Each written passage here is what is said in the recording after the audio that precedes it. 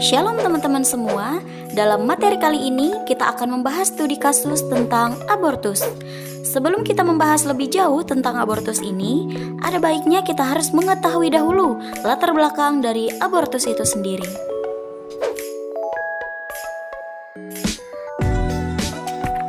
Maraknya kasus aborsi yang ada di Indonesia bukanlah hal yang baru untuk kita ketahui, karena ada beberapa kasus serta tindakan nyata yang pernah terjadi di sekitar kita.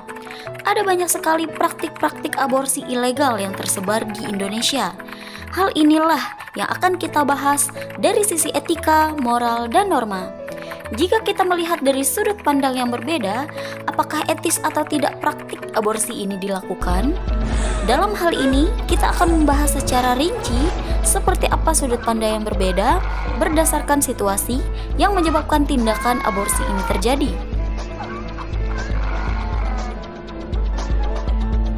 Setelah mengetahui latar belakang dari aborsi itu sendiri, kita masuk pada pengertian aborsi. Aborsi adalah praktik menghentikan kehamilan dengan jalan menghancurkan janin dalam kandungan. Alasannya beraneka ragam, tetapi di Indonesia, aborsi hanya bisa dilakukan karena alasan medis dan untuk korban pemerkosaan. Praktiknya yang tidak aman juga memiliki resiko pada kesehatan.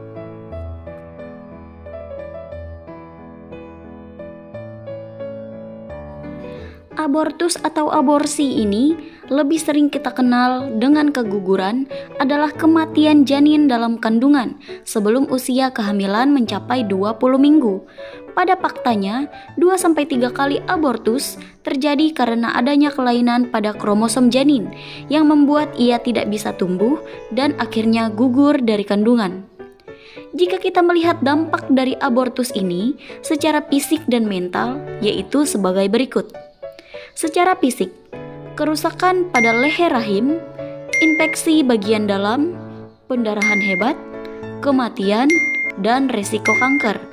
Secara mental, perasaan berdosa dan bersalah, depresi dan kepikiran, trauma, ingin bunuh diri, serta perasaan menyesal dan tidak punya harga diri. Maka dari itu, untuk menghindari hal-hal yang kita jelaskan di atas, terjadi pada banyaknya anak muda dan para perempuan muda di Indonesia. Kita sangat membutuhkan yang namanya edukasi serta pengawasan dari orang tua agar terjauh dari pergaulan bebas yang dapat menyebabkan kehamilan yang berujung abortus atau aborsi.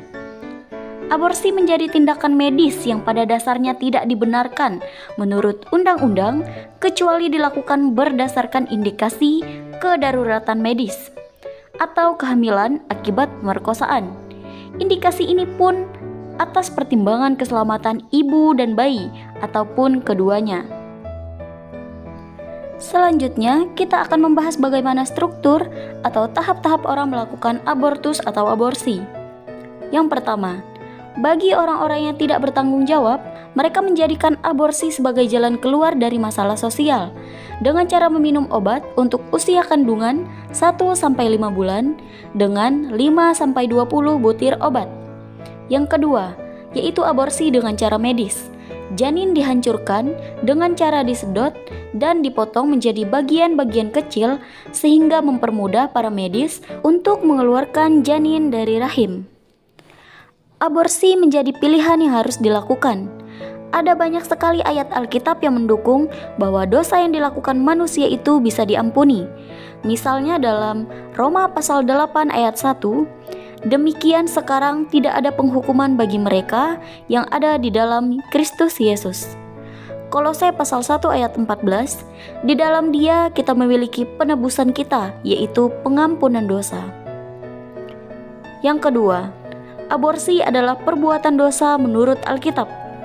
Alkitab menyatakan bahwa Allah sudah mengenal manusia sebelum ia dikandung dan dilahirkan.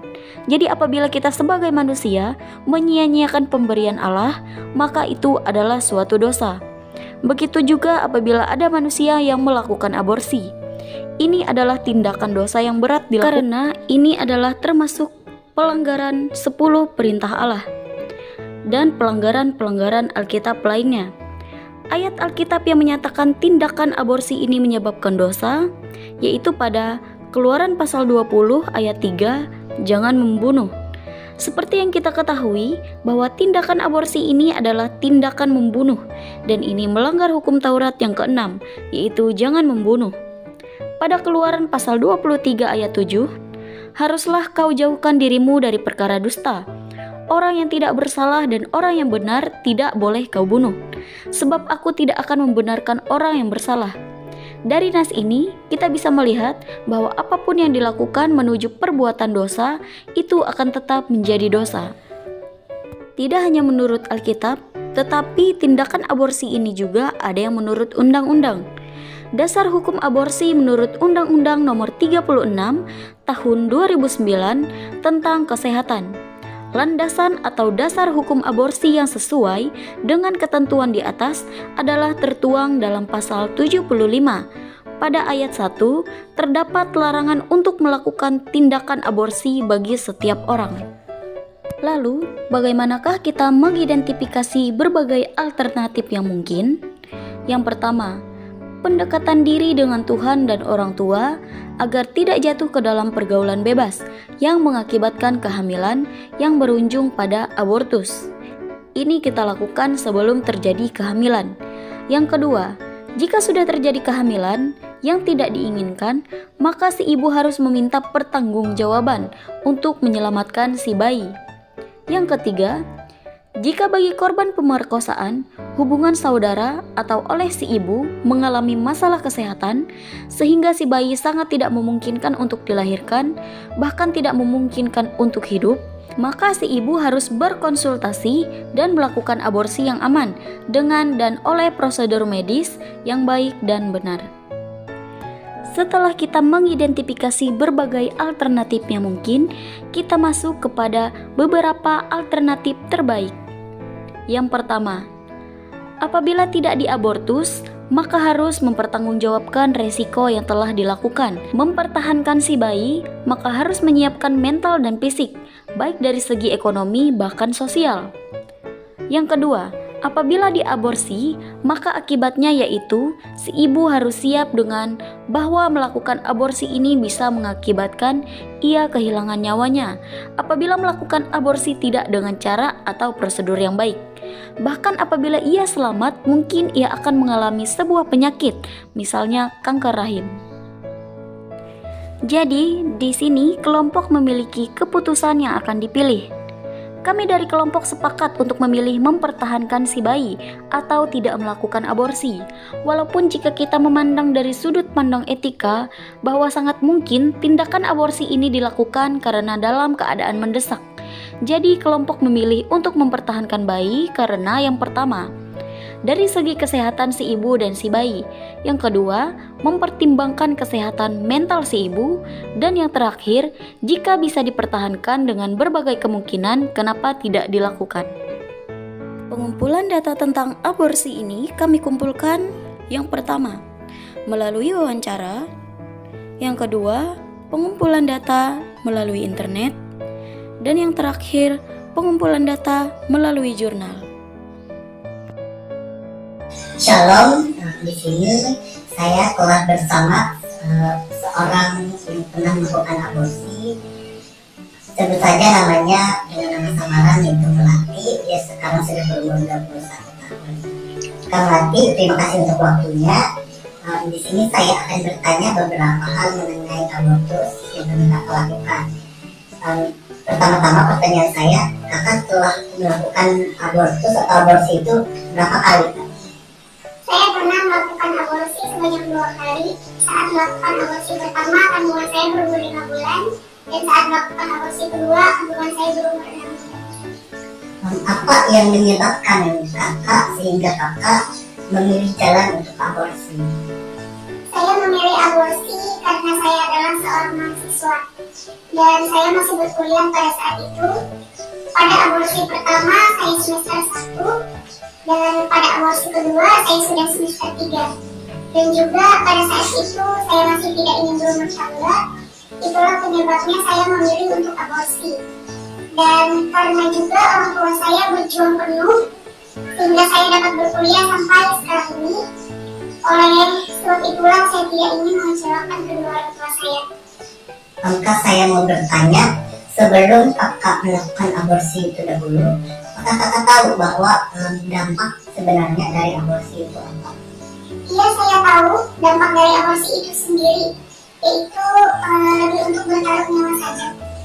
Nah, setelah kakak melakukan aborsi tersebut, apa dampak yang kakak rasakan dalam diri kakak, baik itu melalui fisik bahkan mental kakak? Yang saya rasakan apabila di mentalnya, yaitu saya masih kepikiran sampai sekarang dengan apa yang saya lakukan, dan itu membuat saya menjadi tidak tenang dan selalu terngiang-ngiang. Dan juga pada fisik, saya sering merasakan sakit bagian perut saya, dan sehabis saya melakukan aborsi, saya mengeluarkan darah seperti sedang haid. Itu saya alami selama 1 bulan. Saya tidak tahu karena apa, mungkin itu adalah pendarahan atau seperti apa. Baik, terima kasih Kak Melati karena telah menyediakan waktu dan kesehatan dirinya untuk kami wawancarai. Terima kasih banyak. Demikianlah materi dari abortus atau aborsi yang dapat kelompok sampaikan.